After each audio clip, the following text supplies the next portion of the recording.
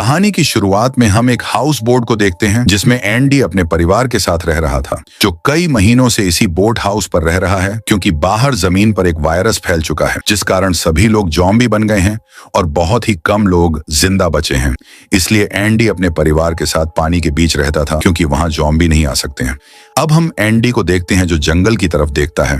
वहां पर वो एक फैमिली को देखता है जो एंजॉय कर रही होती है। एंडी उनकी तरफ हाथ से इशारा करता है, लेकिन उस फैमिली का मुखिया घर निकालता है और एंडरडी को दिखाता है ताकि वह लोग उसके परिवार से दूर रहे, जिसके बाद एंडरडी समझ जाता है और वापस अंदर आ जाता है।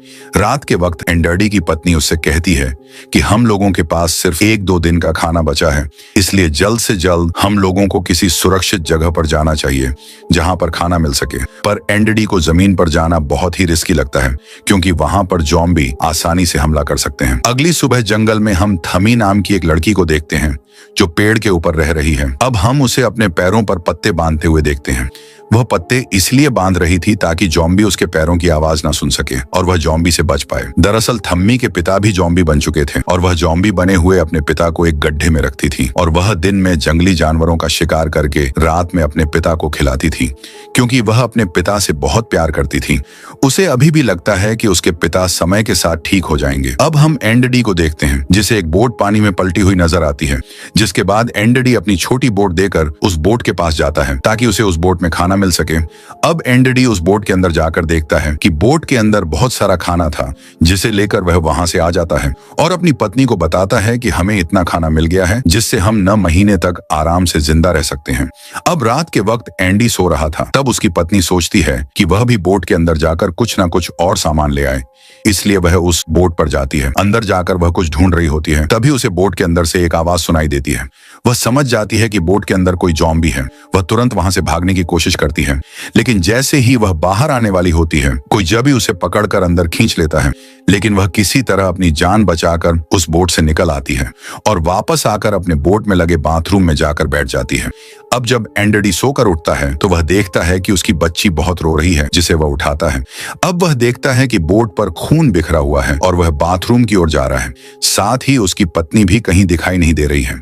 वह बाथरूम के अंदर देखता है कि उसकी पत्नी घायल है और उसे ज़ॉम्बी ने काट लिया है, जिसके बाद एंडी समझ जाता है कि वह अगले 48 घंटों के अंदर ज़ॉम्बी बन जाएगी क्योंकि ज़ॉम्बी के काटने के बाद अगला इंसान 48 घंटों के अंदर ही ज़ॉम्बी बनता है। लेकिन फिर भी एंडी को उम्मीद थी कि वह अपनी पत्नी को बचा लेगा, इसलिए वह अपनी छोटी बेटी और पत्नी को लेकर जमीन पर आ जाता है ताकि वह जल्दी से जल्दी नजदीकी हॉस्पिटल तक पहुंच पाए। जब वो लोग थोड़ा आगे बढ़ते हैं तो रास्ते में उन्हें कुछ गाड़ियां नजर आती हैं। तब एंडरडी देखता है कि वहां पर एक कार खड़ी है जो एकदम सही है। अब एंडरडी कार के पास जाकर देखता है कि उसमें फ्यूल नहीं है, इसलिए वह उसमें फ्यूल डाल रहा होता है। तभी एक ज़ॉम्बी वहां पर आ जाता है, लेकिन एन मौके पर एंडरडी उसे देख लेता है और वह गाड़ी के अंदर बैठकर वहां से भाग जाते हैं। बीच रास्ते में उसकी पत्नी एंडरडी से गाड़ी रुकती है ताकि वह अपने बेटी के कपड़े चेंज कर सके, लेकिन उस दौरान वह नीचे गिर जाती है और बेहोश हो जाती है। जब वह होश में आती है तो वह अपने पति से कहती है कि वह उसे छोड़कर वहां से चले जाए क्योंकि वह जल्दी ज़ॉम्बी बन जाएगी और वह उन दोनों को भी काट लेगी। लेकिन एंडी उसे समझाता है कि वह जल्दी हॉस्पिटल पहुंच जाएंगे, इसलिए वह उसे वापस कार में बिठा आता है और कार को लेकर हॉस्पिटल की तरफ निकल पड़ते हैं। बीच रास्ते में कार के सामने एक ज़ॉम्बी आ जाता है, जिस कारण एंडडी का कार एक्सीडेंट हो जाता है। अब एंडडी कुछ देर नींद लेने के लिए कार के अंदर ही सो जाता है, लेकिन जब एंडडी जागता है तो वह देखता है कि उसकी पत्नी पूरी तरीके से ज़ॉम्बी बन चुकी थी और वह उस पर हमला कर देती है और एंडी के हाथ पर काट देती है। लेकिन एंडी किसी तरह अपनी बेटी को लेकर बाहर निकल जाता है और किसी तरह अपनी पत्नी को मार देता है। अब वह देखता है कि उसके हाथ पर भी उसकी पत्नी ने काट लिया है, तो जल्दी वह भी ज़ॉम्बी बन जाएगा, इसलिए एक बार को तो वह हार मान लेता है कि अब कोई फायदा नहीं है क्योंकि अब वह बाद में अपनी बेटी को भी काट लेगा, इसलिए वह खुद को मारने की सोचता है। फिर भी वह अपनी बेटी की तरफ देखता है जो बहुत मासूम थी और उसे जंगल में कोई भी खा सकता था, इसलिए एंडरडी के पास 48 घंटों का समय था जिसके बाद वे ज़ॉम्बी बनेगा। इसलिए वह घड़ी में 48 घंटों का टाइमर सेट करता है और अपनी बेटी को किसी सुरक्षित सुरक्षित जगह पर पहुंचाने के लिए निकल पड़ता है। तभी वह उस जॉम्बी को देखता है जिस कारण उसकी गाड़ी का एक्सीडेंट हुआ था। तभी वहां पर थू आ जाती है और वह कहती है कि उसके पिता को कुछ मत करो। फिर वह अपने हाथ पर काटती है जिससे खून निकलता है और उस खून को संगते संगते उसके जॉम्बी पिता उसके पीछे चले जाते हैं। अब एंडरडी आगे किसी सुरक्षित जगह के लिए निकल पड़ता है और रास्ते में उसे एक कस्बा दिखता है। वह एक घर के अंदर जाता है जहां उसे एक औरत मिलती है। वह दिल की अच्छी थी, इसलिए एंडरडी को रात वहीं पर गुजारने देती है और साथ ही एंडरडी के जख्मों पर पट्टी भी करती है। अब एंडरडी सोचता है कि वह अपनी बेटी को उसके पास छोड़ देगा, लेकिन तभी उसे पता चलता है कि उस औरत को भी कैंसर है और वह जल्द ही मर जाएगी। इसलिए वह अपना फैसला तुरंत बदल देता है। अब हम कुछ लोगों को देख रहे हैं जो जॉबिन्स जंगलों की तरफ बढ़ रहे हैं। साथ ही में हमें थमी की मां को भी दिखाया जाता है जो उसे ढूंढ रही होती है, पर थमी उन लोगों के पास नहीं जाती है क्योंकि वह अपने पिता के पास रहना चाहती है और उसे पता था कि वे लोग देखते ही उसके जॉम्बी पिता को मार देंगे। इसी कारण वह अपने पिता को गड्ढे में छुपा कर रखती थी। अब हम वापस एंडरडी को देखते हैं जिस पर जॉम्बी वायरस का असर हो रहा है। उसे उल्टी होने लगती है और वह बेहोश हो जाता है। अगली सुबह जब वह उठकर देखता है कि अब उसके पास सिर्फ 32 घंटे बचे हैं जिसके बाद वह जॉम्बी बन जाएगा, इसलिए वह तुरंत अपनी बेटी को लेकर आगे के सफर पर निकल जाता है। बीच रास्ते में उसे एक बड़ी सी गाड़ी दिखाई देती है। एंडरडी गाड़ी के पास जाकर उस गाड़ी के अंदर देखता है कि चाबियां हैं कि नहीं। तभी उस पर एक जॉम्बी पीछे से आकर अटैक करने वाला होता है कि अचानक एक गोली चलती है जो उसे जॉम्बी का भेजा उड़ा देती है। ये गोली गड्ढे में पड़े हुए एक बुढ़े आदमी ने चलाई थी। वह एंडी से मदद मांगता है क्योंकि उसका पैर एक सिलेंडर के नीचे दब गया था। दरअसल वह गाड़ी उसकी ही थी, इसीलिए वह एंडरडी को गाड़ी की चाबी दे देता है और कहता है कि इसकी मदद से तुम सिलेंडर को आगे खींचो। जिसके बाद एंडरडी गाड़ी को थोड़ा आगे लेता है और उससे बुढ़े आदमी का पैर निकल जाता है। जिसके बाद वह बुढ़ा आदमी एंडरडी को अपने साथ अपने घर ले आता है जहां पर वह अपनी पत्नी के साथ रहता है। बाद में बुढ़ा आदमी एंडी को अपने साथ ले जाता है जहां वह दिखाता है कि कैसे वह जॉम्बीज को मारकर उनका सामान लूटता है।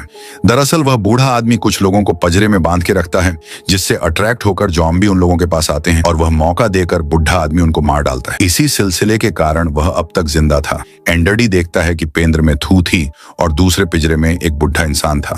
एंडरडी को यह सब कुछ अच्छा नहीं लगता है क्योंकि वह खुद एक अच्छा इंसान था, लेकिन वह कर भी क्या सकता था। जब शाम के वक्त वे लोग वापस घर पर आते हैं तो एंडरडी देखता है कि उसकी बेटी उसे बुढ़े आदमी की पत्नी के साथ खेल रही होती है और उसके साथ काफी आराम से रह रही है। जिसके बाद एंडरडी सोचता है कि उसकी बेटी अब सेफ है और वह एक जगह पर जाकर अपने आप को मारने ही वाला होता है कि उस बुढ़ की पत्नी आ जाती है। वह उससे कहती है कि रुको, तुम्हारी बेटी यहाँ पर बिल्कुल भी सेफ नहीं है। साथ ही वह बताती है कि वह उसकी पत्नी भी नहीं है, उसने उसे जबरदस्ती यहाँ पर कैद करके रखा हुआ है। जिसके बाद एंडरडी अपने आप को नहीं मारता है। तभी वह बुढ़ा आदमी वहां पर आ जाता है और उसे लगा कि एंडी कुछ गड़बड़ कर सकता है, इसलिए वह एंडी को बंदूक से मारकर घायल कर देता है और उसे ले जाकर थूमे के साथ पिंजरे में बंद कर देता है।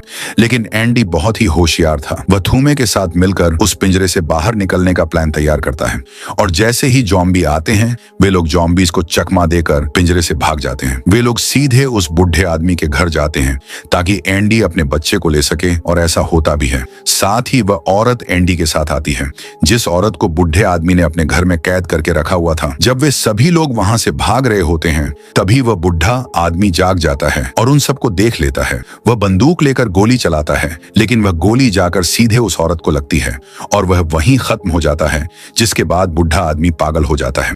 मौका पाकर एंडरडी और थूमे वहां से जंगल की तरफ भाग जाते हैं और रात वहीं पर बिताते हैं। वह बुढ़ा आदमी उनको ढूंढने की कोशिश करता पर वे लोग नहीं मिल पाते हैं। अगली सुबह एंडरडी किसी सेफ जगह को ढूंढने के लिए निकलता है। रास्ते में वह थमी को बताता है कि उसके पिता जो जॉम्बी बन चुके हैं वह अब कभी भी वापस पहले जैसे इंसान नहीं बनने वाले हैं। अब थमी देखती है कि उसके पिता को कबीले वालों ने ढूंढ दिया है और उन्हें मारकर पेड़ पर दफना दिया है। जिसके बाद वो जोर जोर से रोती है और अपने सिर को पटने लगती है। तब एंडरडी आकर उसे समझाता है, पर तुम ही एंडरडी के साथ चलने को अब राजी नहीं थी, इसीलिए अब एंडरडी अकेले ही निकलता है क्योंकि उसके पास अब बहुत ही कम समय बचा था और वह धीरे धीरे जॉम्बी बन रहा था। लेकिन थोड़ा आगे बढ़ने के बाद एंडरडी बेहोश हो जाता है और वह जमीन पर गिर पड़ता है। अब पास में बैठी उसकी बेटी रो रही थी जिसकी आवाज थमी के कानों तक जाती है।